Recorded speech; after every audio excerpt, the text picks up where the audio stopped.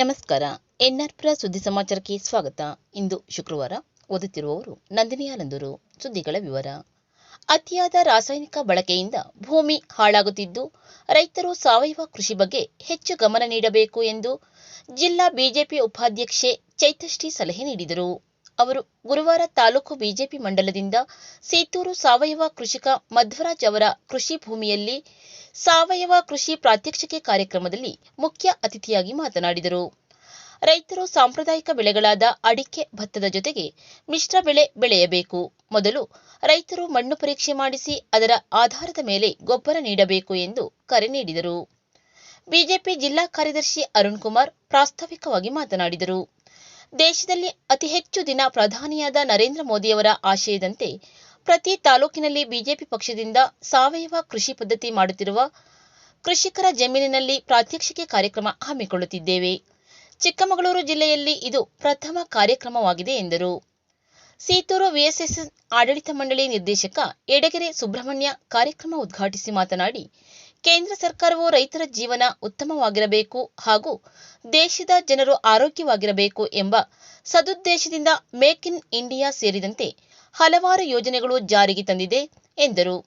ಸಭೆಯಲ್ಲಿ ಸೀತೂರಿನ ಸಾವಯವ ಕೃಷಿಕ ಮಧ್ವರಾಜ್, ತಾಲೂಕು ಬಿಜೆಪಿ ಉಪಾಧ್ಯಕ್ಷರುಗಳಾದ ಎಚ್ಇ ದಿವಾಕರ, ಜಗದೀಶ್, ತಾಲೂಕು ಪ್ರಧಾನ ಕಾರ್ಯದರ್ಶಿ ಕೆಸ್ವಿ ಮಂಜುನಾಥ್, ಹೋಬಳಿ ಅಧ್ಯಕ್ಷ ಎಚ್ಡಿ ಲೋಕೇಶ್, ತಾಲೂಕು ರೈತ ಮೋರ್ಚಾದ ಪ್ರಧಾನ ಕಾರ್ಯದರ್ಶಿ ಕಣಬೈಲ್ ರಾಮಣ್ಣ ಮತ್ತಿತರರು ಉಪಸ್ಥಿತರಿದ್ದರು. ನಂತರ ಸಾವಯವ ಕೃಷಿಕ ಮಧ್ವರಾಜ್ ಅವರು ತಮ್ಮ ಜಮೀನಿನಲ್ಲಿ ಅಳವಡಿಸಿರುವ ಜೀವಾಮೃತ ಪದ್ಧತಿಯ ಬಗ್ಗೆ ಪ್ರಾತ್ಯಕ್ಷಿಕೆಯೊಂದಿಗೆ ರೈತರಿಗೆ ವಿವರಿಸಿದರು. ಯಾವ ದಿಕ್ಕನ್ನ ಪಡ್ಕೊಂಡಿದೆ ಅಂತ ನಾವೆಲ್ಲರೂ ನೋಡಿದ್ದೀವಿ. ಇವತ್ತು ನಮ್ಮ ಭಾರತೀಯ ಜನತಾ ಪಾರ್ಟಿ ಪ್ರತಿ ದೇಶದಲ್ಲೂ ಕೂಡ ಪ್ರಪಂಚದಲ್ಲೇ ಒಂದು ವಿಶೇಷವಾದಂತಹ ಮಾದರಿಯಾಗಿ ಬೆಳೀತಾ ಇದೆ. ಇದಕ್ಕೆ ಕಾರಣ ಯಾರು ಅಂದ್ರೆ ನಮ್ಮ ಪ್ರಧಾನಮಂತ್ರಿಗಳಾದಂತಹ ಮೋದಿಜಿಯವರು ಹಾಗೂ ಅವರ ಸರ್ಕಾರ ಕೊಟ್ಟಿರುವಂತಹ ವಿಶೇಷವಾದಂತಹ ಸಾಧನೆಗಳು. ಇವತ್ತು ನಾವು ಅದನ್ನ ನೆನೆಸ್ಕೋಬೇಕಾಗುತ್ತೆ. ಇವತ್ತು ಎಲ್ಲಾ ಪಕ್ಷಗಳನ್ನ ನೋಡಿದ್ರೆ ಇವತ್ತು ಭಾರತೀಯ ಜನತಾ ಪಾರ್ಟಿ ತುಂಬಾ ಸ್ವೀಟ್ ಉಂಟು. ನಾನಲ್ಲಿ ಕೊಯ್ದು ಹಾಕಿದ್ದೀನಿ ನೋಡಿ, ಒಡ್ಡಿಲ್ ಒಂದು ಕಡ್ಡಿ ಬಿಡಲ್ಲ. ಹಾಲು ಜಾಸ್ತಿ ಆಗುತ್ತೆ. ಹಾಲು ಇದರಲ್ಲಿ ಪ್ರೋಟೀನ್ 18% ಇರುತ್ತೆ. ಹಂಗಾಗಿ ಹಾಲಲ್ಲಿ ಬೆಣ್ಣೆ ಅಂಶ ಜಾಸ್ತಿ ಸಿಗುತ್ತೆ. ಇದಕ್ಕೇನು ಹಾಕೋದಿಲ್ಲ, ಇದಕ್ಕೇನು ಹಾಕಲ್ಲ, ಬರೀ ಸೆಗಣಿ ನೀರು ಅಷ್ಟೇ. ಅದಕ್ಕೆ ಆ ಜೀವಾಮೃತಕ್ಕೆ ಏನು ಮಾಡ್ತೀವಿ, ಅದಕ್ಕೆ ಈ ಗೊಬ್ಬರ ಸೊಪ್ಪು, ಆಮೇಲೆ ಲಂಟಾನ್ ಸೊಪ್ಪು, ಮತ್ತೆ ಹೊಂಗೆ ಸೊಪ್ಪು, ಬೇವಿನ ಹಿಂಡಿ, ಆಮೇಲೆ ಕಡಲೆ ಹಿಟ್ಟು, ಗೋಮೂತ್ರ, ಅದನ್ನೆಲ್ಲ ಅದಕ್ಕೆ ಹಾಕ್ತೀವಿ. ಸೆಗಣಿ, ಕಡಲೆ ಮತ್ತು ಶೇಂಗಾ ಹಿಂಡಿ ಅದನ್ನೆಲ್ಲ ಅದಕ್ಕೆ ಡಂಪ್ ಮಾಡ್ತೀವಿ. ಅದಕ್ಕೆ ಒಂದು 8 ರಿಂದ 10 ಬುಟ್ಟಿ ಸೆಗಣಿ ಹಾಕ್ತೀವಿ ನಾವು ಒಂದು ಡ್ರಮ್ಮಿಗೆ. ಒಂದು 2 ಬುಟ್ಟಿ ಬಾಳೆದಿಂಡು, ಒಂದು 2 ಬುಟ್ಟಿ ಹೊಂಗೆ ಸೊಪ್ಪು. ಹಿಂಗೆ ಲಯನ್ಸ್ ಕ್ಲಬ್ ಹಲವಾರು ಸಮಾಜಮುಖಿ ಕೆಲಸ ಮಾಡುತ್ತಿದೆ ಎಂದು ಲಯನ್ಸ್ ಕ್ಲಬ್ ಅಧ್ಯಕ್ಷ ಪಿಜೆ ಆಂಟೋನಿ ತಿಳಿಸಿದರು. ಅವರು ಗುರುವಾರ ಕಡಹಿನಬೈಲು ಗ್ರಾಮ ಪಂಚಾಯಿತಿಯ ಗುಳ್ಳದಮನೆ ಸರ್ಕಾರಿ ಕಿರಿಯ ಪ್ರಾಥಮಿಕ ಶಾಲೆಗೆ ದಾನಿ ಹಾಗೂ ಲಯನ್ಸ್ ಕ್ಲಬ್ ಪದಾಧಿಕಾರಿ ಡಿ ರಮೇಶ್ ದಾನವಾಗಿ ನೀಡಿದ 200 ನೋಟ್ಬುಕ್ ವಿತರಿಸುವ ಕಾರ್ಯಕ್ರಮ ಉದ್ಘಾಟಿಸಿ ಮಾತನಾಡಿದರು. ಇಂದು ಮಕ್ಕಳ ಸಂಖ್ಯೆ ಕುಸಿತದಿಂದ ಸರ್ಕಾರಿ ಶಾಲೆಗಳು ಮುಚ್ಚುವ ಹಂತ ಬಂದಿದೆ. ಸರ್ಕಾರಿ ಶಾಲೆ ಉಳಿಸುವ ಕೆಲಸ ಆಗಬೇಕಾಗಿದೆ ಎಂದರು. ಮುಖ್ಯ ಅತಿಥಿಯಾಗಿದ್ದ ಗುಳ್ಳದಮನೆ ಶಾಲೆಯ ಹಳೆ ವಿದ್ಯಾರ್ಥಿ ಸಂಘದ ಅಧ್ಯಕ್ಷ ಎಸ್ಎಸ್ ಸಂತೋಷ್ ಕುಮಾರ್ ಪ್ರಾಸ್ತಾವಿಕವಾಗಿ ಮಾತನಾಡಿ, ಸರ್ಕಾರಿ ಶಾಲೆಗಳಲ್ಲಿ ಬಹುತೇಕ ಬಡ ಮಕ್ಕಳೇ ಶಿಕ್ಷಣ ಪಡೆಯುತ್ತಿದ್ದಾರೆ. ಅಂತಹ ಮಕ್ಕಳಿಗೆ ಅನುಕೂಲವಾಗಲಿ ಎಂದು ಲಯನ್ಸ್ ಕ್ಲಬ್ ಇಂದು ನೋಟ್ಬುಕ್ ವಿತರಿಸುತ್ತಿದೆ.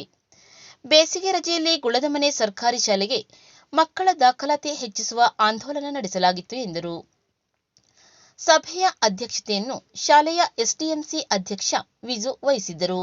ಅತಿಥಿಗಳಾಗಿ ಶಾಲೆಯ ಹಳೆ ವಿದ್ಯಾರ್ಥಿ ಸಂಘದ ಉಪಾಧ್ಯಕ್ಷ ವಿಲ್ಸನ್, ದಾನಿಗಳಾದ Vindya Hegde, D Ramesh, Lions Club ಕಾರ್ಯದರ್ಶಿ ಎಲ್ದೋ, ಲಯನ್ಸ್ ಕ್ಲಬ್ ಪದಾಧಿಕಾರಿಗಳಾದ ಎಂಪಿ ಸನ್ನಿ, ಶಂಕರ ಪಾಟೀಲ್, ಹಮೀರ್ ಅಮ್ಜಾ, ಎಸ್ಡಿಎಂಸಿ ಕಾರ್ಯದರ್ಶಿ ನಾಗೇಶ್, ಶಾಲೆಯ ಮುಖ್ಯೋಪಾಧ್ಯಾಯಿನಿ ಶಿಲ್ಪಕುಮಾರಿ ಉಪಸ್ಥಿತರಿದ್ದರು.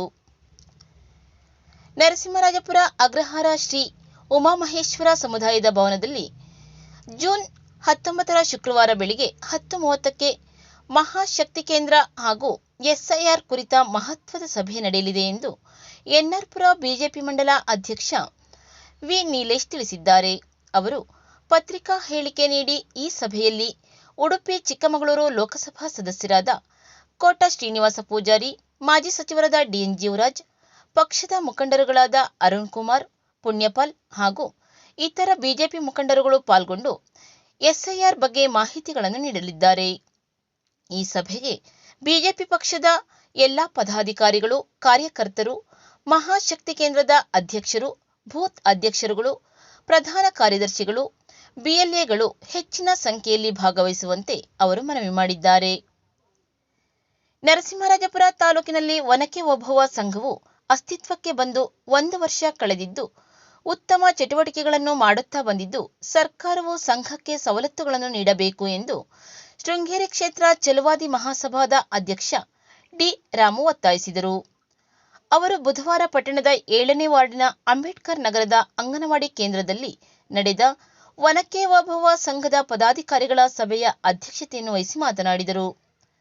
ಒನಕೆ ಓಬವ್ವ ಸಂಘವು ಕಳೆದೊಂದು ವರ್ಷದಿಂದ ಇಟ್ಟಿಗೆ ವ್ಯಾಪಾರ, ಸುವರ್ಣಗೆಡ್ಡೆ, ಬಾಳೆ ವ್ಯಾಪಾರದಂತಹ ಆರ್ಥಿಕ ಚಟುವಟಿಕೆಗಳನ್ನು ಮಾರುತ್ತಾ ಬಂದಿದೆ. ಸಂಘದ ಸದಸ್ಯರ ಸಹಕಾರದಿಂದ ಉತ್ತಮವಾಗಿ ಚಟುವಟಿಕೆಗಳು ನಡೆಯುತ್ತಿದ್ದು, ಸರ್ಕಾರದಿಂದ ಈ ಸಂಘಕ್ಕೆ ದೊರಕುವ ಸೌಲಭ್ಯಗಳನ್ನು ಛಲವಾದಿ ಮಹಾಸಭಾ ಜಿಲ್ಲಾ ಸಂಘದವರು ಕೊಡಿಸಿಕೊಡಬೇಕು ಎಂದು ಈಗಾಗಲೇ ಮನವಿ ಮಾಡಿದ್ದೇವೆ ಎಂದರು. ಸಭೆಯಲ್ಲಿ ನೂತನ ಅಧ್ಯಕ್ಷರಾಗಿ ಪಾರ್ವತಿ, ಉಪಾಧ್ಯಕ್ಷರಾಗಿ ಮೀನಾಕ್ಷಿ, ಖಜಾಂಚಿಯಾಗಿ ಕೆ. ಅಶ್ವಿನಿ ಅವರುಗಳನ್ನು ಆಯ್ಕೆ ಮಾಡಲಾಯಿತು. ಸದಸ್ಯರುಗಳಾದ ನಾಗರತ್ನ, ಜಯಲಕ್ಷ್ಮಿ, ಶೋಭಾ, ನಾಗರತ್ನ, ಶೋಭಾ, ನೇತ್ರಾವತಿ, ಸುಮಾ, ಮಂಜುಳಾ ಉಪಸ್ಥಿತರಿದ್ದರು. ವಂದನೆಗಳು.